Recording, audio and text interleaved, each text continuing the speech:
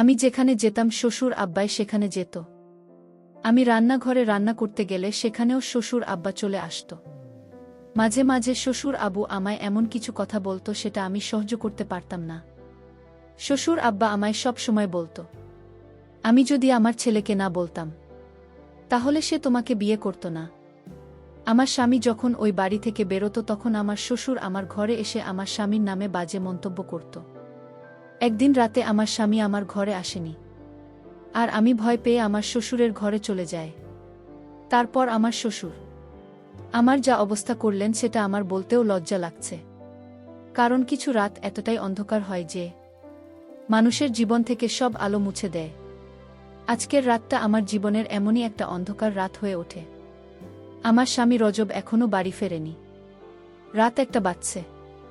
আমি ঘরে বসে তার ফেরার জন্য অপেক্ষা করছিলাম।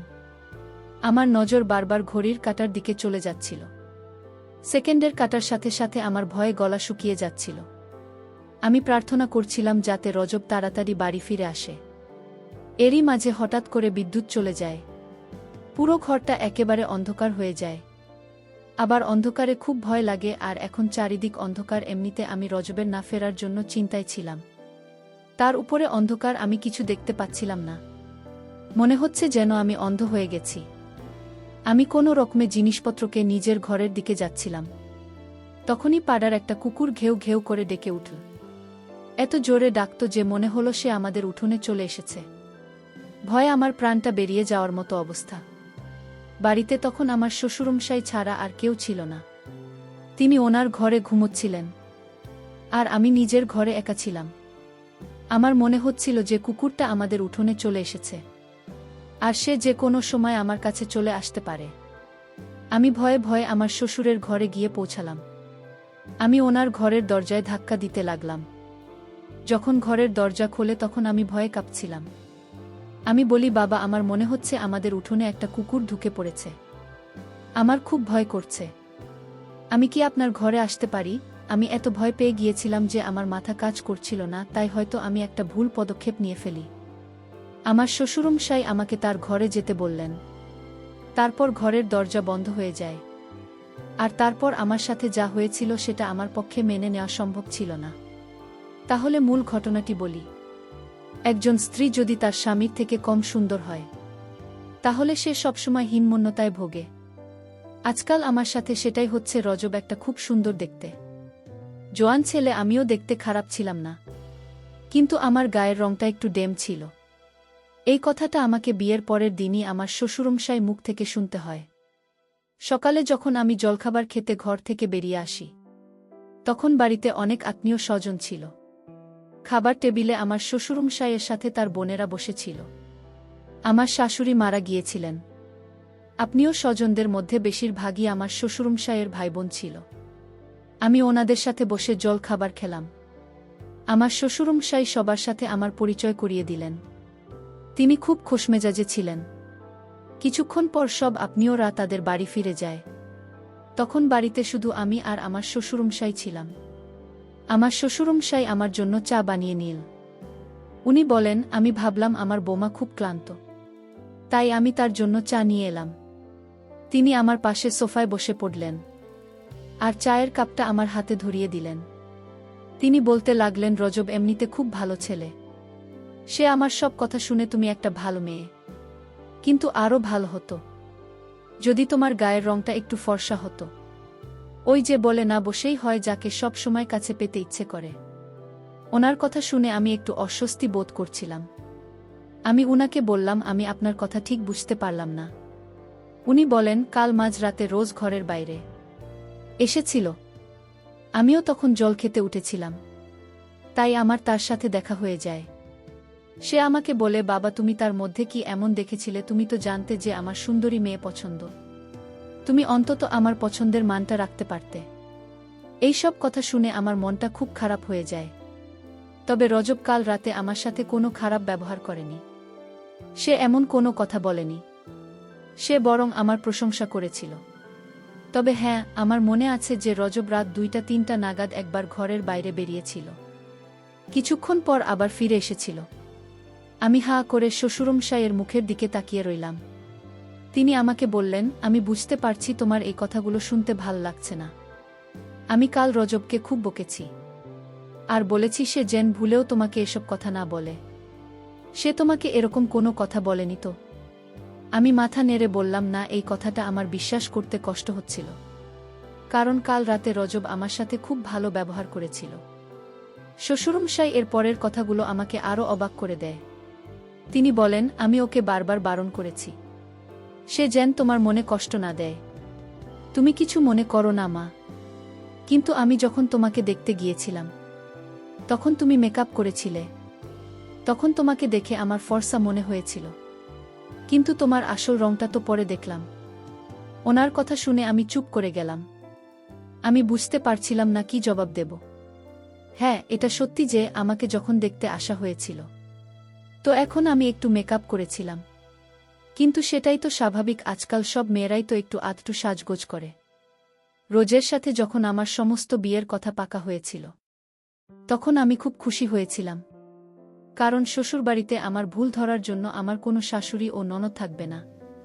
কিন্তু তখন কি আর আমি জানতাম যে আমার শ্বশুরমশাই বিয়ের পরের দিনই আমার কথায় খুব ধরতে শুরু করবেন। বিয়ের পরের দিন থেকে আমি রান্নাবান্না আর ঘরের কাজ করা শুরু করে দিয়েছিলাম, কারণ বাড়িতে শুধু আমার শ্বশুরমশাই আর আমার স্বামী থাকত। এমনিতে আমার শ্বশুরমশাই খুব ভাল ছিলেন, আমার সাথে খুব ভালোভাবে কথা বলতেন, কিন্তু উনি রজবের ব্যাপারে যেসব কথা বলতেন সেসব শুনতে আমার ভাল লাগত না। রজব অফিসে বেরিয়ে যাওয়ার পরে বাবা আমার ঘরে চলে আসতেন। আমি তখন রজবের ফেলে রাখা জিনিসপত্র গোছাতে ব্যস্ত থাকতাম। বাবা এসে বলতেন, তুমি তাড়াতাড়ি আমাদের জন্য জলখাবার বানানো, তারপর আমরা দুজনে বসে গল্প করব। তিনি আমার সাথে বন্ধুর মতো কথা বলতেন। আমি ওনাকে এটাও বলতে পারতাম না যে আমি খুব ক্লান্ত, একটু বিশ্রাম নেব। কিন্তু চিন্তার বিষয় এটাই যে বাবা সবসময় আমার খেয়াল রাখতেন। আমি যখন রান্নাঘরে থাকতাম তখনই সেখানে এসে হাজির হতেন। আমি যখন রান্না করতাম তখন তিনি বলতেন, এভাবে নয়, এভাবে বানানো আমার ছেলের এই খাবার পছন্দ নয়। এমনিতেই তুমি দেখতে ভালো নয়, তার উপর যদি স্ত্রীর দায়িত্বটা ভালো করে পালন না করো তাহলে স্বামীর মন জিতবে কি করে? মাঝে মাঝে তুমি রুটিটা গোল করে ফেলতে পারো না তো সবসময় যদি কেউ কারো মাথার উপর চেপে থাকে তাহলে সেটা একসময় বিরক্তিকর হয়ে ওঠে। আমিও বাবার উপর বিরক্ত হতে শুরু করেছিলাম। একদিন এমন একটা ঘটনা ঘটে যেটা আমাকে আরও বিচলিত করে তোলে। একদিন আমার শ্বশুরমশাই বলেন, রজব কখনো তোমাকে কোথাও ঘুরতে নিয়ে যাবে না, কিন্তু আমি জানি তোমারও ঘুরতে যেতে ইচ্ছে করে। তুমি অনেক স্বপ্ন নিয়ে এই বাড়িতে এসেছ। চলো, তুমি রেডি হয়ে নাও, আমি তোমাকে ঘুরতে নিয়ে যাব। আমরা শপিং করতে যাব। বাবা আমার সাথে আমার শাশুড়ি মায়ের মতোই ব্যবহার করতেন। আমার সব কাজে ভুল ধরতে বলতেন। রজবের এটা পছন্দ নয়, ওটা পছন্দ নয়। আমার মার্কেটে যেতে ইচ্ছে করছিল না, তাই আমি বাবাকে বললাম আজকে ছেড়ে দেন। তা উনি আমাকে জোর করে মার্কেটে নিয়ে গেলেন। উনি বললেন, আমি তোমাকে একটা সুন্দর জামা কিনে দেব, যেটা পরলে তোমাকে খুব সুন্দর দেখাবে। উনি আমাকে দোকানে নিয়ে গেলেন আর বললেন, তোমার পছন্দ মতো একটা স্যুট তুমি কিনে নাও। আমি কালো রঙের একটা স্যুট পছন্দ করলাম, কিন্তু বাবা বললেন, এমনিতেই তোমার রংটা খুব কালো, তার উপর তুমি যদি কালো রঙের জামা পরে তাহলে তোমাকে ভূতের মতো দেখাবে। তিনি আমার জন্য একটা লাইট কালারের স্যুট পছন্দ করলেন, যেটা আমার একদম পছন্দ হয়নি, কিন্তু আমি চুপ করে রইলাম। উনি বললেন যে লাল রংটা পরে তোমাকে ভালো দেখাবে।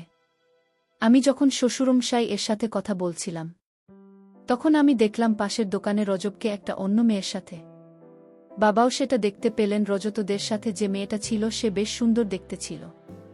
বাবা বলতে লাগলেন, দেখেছ, আমি বলেছিলাম না রজবের সুন্দরী মেয়ে খুব পছন্দ। সে যেখানে সৌন্দর্য দেখে সেখানে চলে যায়। রজব সেই মেয়েটার সাথে খুব হেসে হেসে কথা বলছিল। এটা দেখে আমার চোখে জল চলে আসে। আমি ওখান থেকে কিছু না কিনেই চলে আসি। আমার খুব রাগ হচ্ছিল, মনে হচ্ছিল সব কিছু তছনছ করে দিতে। আমি ভাবতে লাগলাম যে রজব কিরকম ছেলে। সে আমাকে বলতো সে আমাকে ভালোবাসে, আর বাইরে গিয়ে সে অন্য মেয়ের সাথে ঘুরছে। আমার শ্বশুরমশাই বললেন, আমি কখনোই চাই না তোমাদের ঘর ভেঙে যাক মা। তবে ছেলেরা একটু স্বাধীন হয়, বিশেষ করে এমন ছেলেরা যারা সৌন্দর্য দেখে পাগল হয়ে যায়। হ্যাঁ, তুমি যদি দেখতে সুন্দর হতে তাহলে হয়তো তোমার স্বামীকে ঘরে বেঁধে রাখতে পারতে। বাবা আমার পাশে বসে আমাকে বোঝাতে লাগলেন। বাবা বললেন, আমি রোজ ওদের সাথে কথা বলবো, কিন্তু আমি কিছু গ্যারান্টি দিতে পারছি না। আমি রজবের জন্য কি না করতাম। তার পছন্দের খাবার বানাতাম, তার পছন্দমতো ঘর সাজিয়ে দিতাম, এমনকি নিজেকেও তার মনের মতো তৈরি করার চেষ্টা করতাম। কিন্তু রজবের আমার এত আত্মত্যাগ চোখে পড়ে না। রাতে যখন রজব বাড়ি ফিরে আসে, তখন আমি আমার ঘরে বসে কাজ করছিলাম। রজব আমাকে জিজ্ঞেস করে, তোমার কি হয়েছে, শরীর ঠিক আছে তো? আমার তো ইচ্ছে করছিল এখনই বলে দিতে যে আমি তোমার আসল রূপটা ধরে ফেলেছি, কিন্তু বাবা আমাকে অনেকবার বারণ করেছিলেন। বলেছিলেন, এটা করলে আমার ঘর ভেঙে যেতে পারে। যদি জানতে পারে যে তুমি জেনে গেছ তার অন্য মেয়ের সাথে প্রেম আছে, তাহলে তার মন থেকে সব ভয় দূর হয়ে যাবে। আমি রোজ ওকে বলি যে আমার মাথা ব্যথা করছে। রজব বলে, চল, আমি তোমাকে ডাক্তারের কাছে নিয়ে যাচ্ছি। এমনিতেই তোমার গায়ের রং কালো, তার উপর কেঁদে কেঁদে নিজের যে অবস্থা করেছ, তোমাকে একেবারে ভূতের মতো দেখাচ্ছে।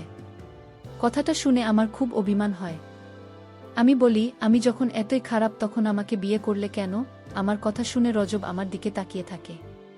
তারপর একটু হেসে বলে, আমার অনেক বড় ভুল হয়ে গেছে, কিন্তু কি আর করা যাবে, ভুল যখন হয়েছে তখন তোমাকে সংযত করতে হবে। এই বলে সে হাসতে হাসতে আমার পাশে এসে বসে।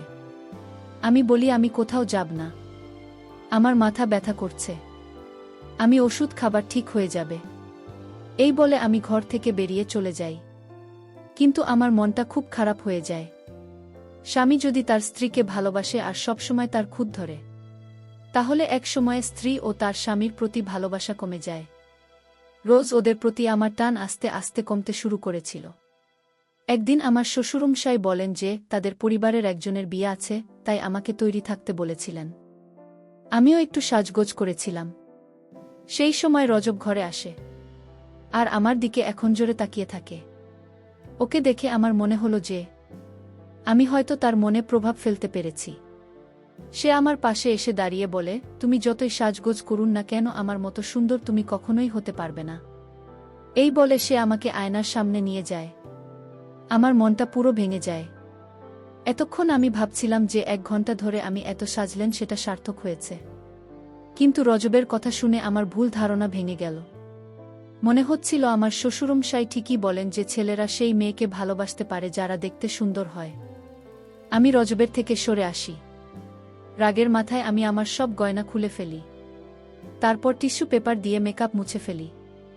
এটা দেখে রজব একটু গম্ভীর হয়ে যায় আর বলে, রজনী, তুমি এটা কি করছো? আমরা এমনিতেই অনেক লেট হয়ে গেছি। আমি বলি, আমি কোথাও যাব না। রোজ বলে, এমন ছেলেমানুষি কেন করছো তুমি? একটা ছোট ব্যাপারকে এত বড় করে কেন দেখছো? আমি বললাম, আমার ওখানে যাওয়া ঠিক হবে না, কারণ আমি তোমার পাশে মানাবে না। আর তোমার কি মেয়ের অভাব আছে? ওখানে অনেক সুন্দরী মেয়ে থাকবে, তুমি বরং তাদের সাথে। এটা বলার সাথে সাথে রজব আমার গালে জোরে থাপ্পড় মারে। আমি এটার জন্য একদম তৈরি ছিলাম না। আমি রজবের কাছ থেকে এটা আশা করিনি। রজব বলে, এসব কি কথা বলছো তুমি? তোমার কি আমাকে দেখে সেরকম লোক মনে হয়? আমাদের গলার আওয়াজটা এতটাই উঁচু ছিল যে ঘরের বাইরে অবধি আমাদের আওয়াজ শোনা যাচ্ছিল। আমি বলি, আমার সামনে ভদ্রলোক। আমার শ্বশুরমশাই আমার কাছে এসে বসে। আমি বলি, সবসময় রজব আমাকে নিয়ে ব্যঙ্গ করে। আমি যখন ওর এতটাই অপছন্দ তখন ও আমাকে বিয়ে করো কেন? আমি জোরে জোরে কাঁদতে শুরু করি। আমার শ্বশুরমশাই আমাকে সান্ত্বনা দিতে থাকে আর বলেন, রজব এরকমই, আমি ওকে বোঝাবো, তুমি চিন্তা করো না। আমি তো চাই যে তোমরা দুজনে সুখের সংসার করো, কিন্তু তার কোনো নমুনা আমি দেখছি না। সুর আব্বা বললেন, এসব বাদ দিয়ে এখন চলো বিয়ে বাড়িতে। আমি বিয়ে বাড়িতে বাবার কথায় গেলাম। আমার মনে কোন শান্তি নেই।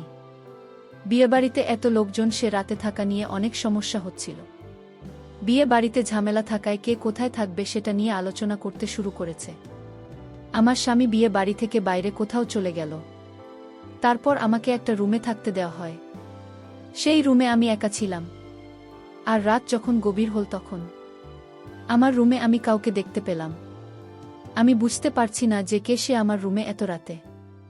বন্ধুরা, গল্পটি আজ ব্যস্ততার কারণে শেষ করতে পারছি না। পরবর্তী পর্ব পাওয়ার জন্য আমার চ্যানেলটিকে সাবস্ক্রাইব করে পাশে থাকবেন।